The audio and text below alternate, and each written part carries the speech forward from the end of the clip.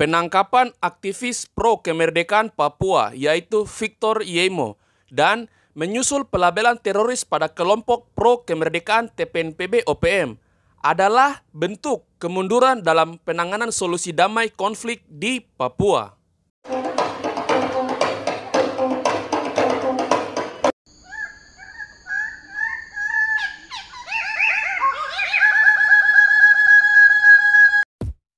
Hai, selamat datang di channel Tongpu Cerita, yaitu channel yang membahas seputar hal tentang Pulau Papua.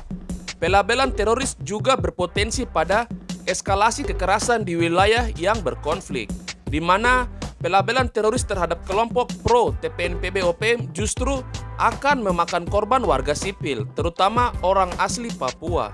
Misalkan, jika ada orang Papua yang berani mengkritik pemerintah pusat terkait pelanggaran HAM, diskriminasi, ataupun masalah-masalah lain di Papua, maka akan disebut teroris atau pemberontak karena tidak sejalan dengan pemerintah pusat. Sebaliknya, pemerintah Indonesia berpendapat dengan pelabelan teroris bukan untuk masyarakat Papua, tetapi untuk kelompok pembuat teror. Menko Polhukam Mahfud MD mengklaim pemerintah telah mengantongi 19 nama kelompok yang disebut terbukti menyebarkan ketakutan, membunuh, dan menantang untuk memisahkan diri dari Indonesia.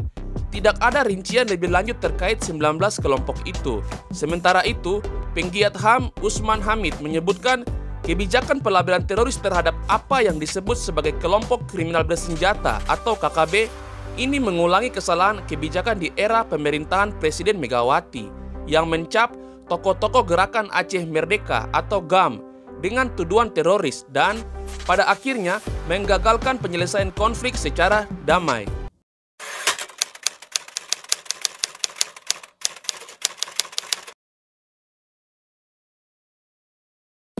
Juru bicara internasional Komite Nasional Papua Barat atau KNPB yaitu Victor Yemo ditangkap di Jayapura oleh pasukan gabungan TNI dan Polri dalam Satgas Nemangkawi, di mana menyebutkan Victor sebagai aktor dari kerusuhan Papua pada tahun 2019 dan selama 2 tahun terakhir Victor tinggal di negara tetangga yaitu Papua Nugini yang bersebelahan dengan Provinsi Papua.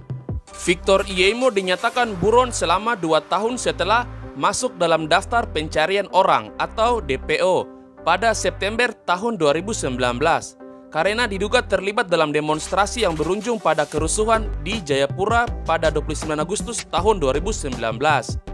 Aksi unjuk rasa menentang rasialisme yang semula damai berubah anarkis di Manokwari pada 19 Agustus tahun 2019. Kerusuhan kemudian meluas di kota-kota lain seperti Sorong, Fakfak, Timika, Deyai, dan Jayapura. Pada September, kerusuhan kembali terjadi di Jayapura dan Wamena. Victor disangka melakukan makar atau menyiarkan suatu berita yang menimbulkan keonaran di masyarakat dan terancam hukuman 20 tahun hingga seumur hidup. Penggiat HAM Usman Hamid mengingatkan bahwa pemerintah dan aparat harus memperlakukannya sesuai standar hukum dan hak asasi yang berlaku. Di tahun 2021, Amnesty International Indonesia mencatat setidaknya 31 tahanan dikenakan pasal-pasal makar hanya karena mengekspresikan pandangan politiknya. Di antaranya adalah 13 KNPB yang sudah dibebaskan namun berstatus wajib lapor. Lainnya adalah 6 tahanan di Sorong dan 3 orang aktivis KNPB di Sorong.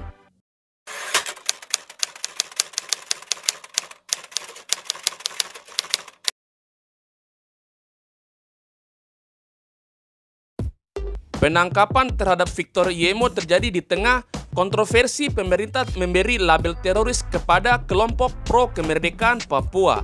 Andriana Elizabeth, peneliti kajian Papua di LIPI, menyebutkan Victor Yemo merupakan tokoh penting dalam gerakan separatis Papua yang bergerak di luar negeri karena posisinya sebagai juru bicara internasional KNPB. Kenapa dia kemudian ditangkap? Dia mempunyai peran menyuarakan apa yang terjadi di Papua ke forum internasional. Dengan adanya dia telah ditangkap, maka dia tidak punya akses ke dunia internasional. Posisi penting Victor Yemo dalam gerakan separatis Papua diakui oleh Kepala Badan Intelijen dan Keamanan Polri yang pernah menjabat sebagai Kapolda Papua, yaitu Paulus Waterpauw. Menurutnya, mengklaim KNPB bersama kelompok-kelompok lain termasuk oknum di gereja, media, Badan Eksekutif Mahasiswa atau BEM, dan Aliansi Mahasiswa Papua serta TPNPB-OPM berkolaborasi dengan gerakan separatis Papua.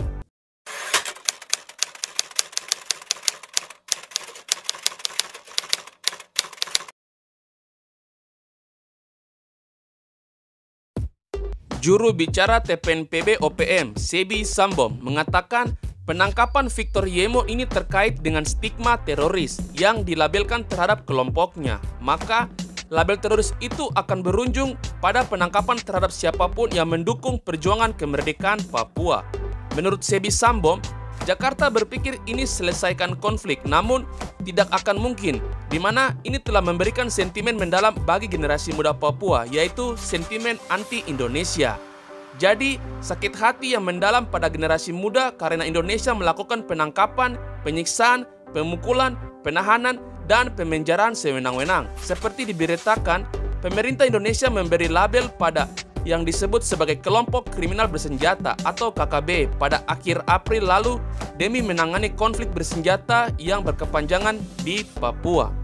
Andriana Elizabeth dari LIPI mempertanyakan label teroris yang diberikan kepada TPNPB-OPM, namun tidak memperhitungkan dampaknya terhadap rakyat Papua. Apakah ini secara otomatis bisa membedakan antara KKB dan kelompok sipil biasa? Sebagai contoh, setelah pelabelan teroris terhadap OPM, sejumlah mahasiswa Papua di Bali mengaku mendapat teror dengan sebutan teroris. Jadi, bagaimana mau mencegah yang terjadi di lapangan ketika sebuah keputusan politik disampaikan tapi kemudian kurang memperhitungkan bagaimana nanti dampaknya?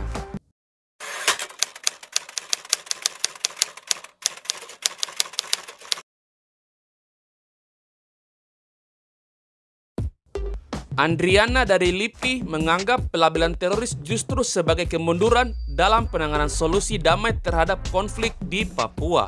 Memakai kata damai itu juga berimplikasi kepada semua kebijakannya, pendekatannya, dan komunikasinya juga harus membangun ke arah bersama untuk mendapatkan kesepakatan yang dapat menyelesaikan masalah, namun tidak dengan memproduksi kekerasan yang baru. Ditambah lagi dengan KKB yang juga sudah mengumumkan akan melawan stigma teroris, maka dua-duanya yaitu pemerintah Indonesia dan TPNPB-OPM belum mengarah pada esensi proses damai, belum sama sekali, malah mengalami kemunduran. Penggiat hak asasi manusia Usman Hamid menyebutkan bahwa pelabelan teroris pada TPNPB-OPM mengulangi kesalahan pemerintah yang dilakukan pada saat penyelesaian konflik di Aceh.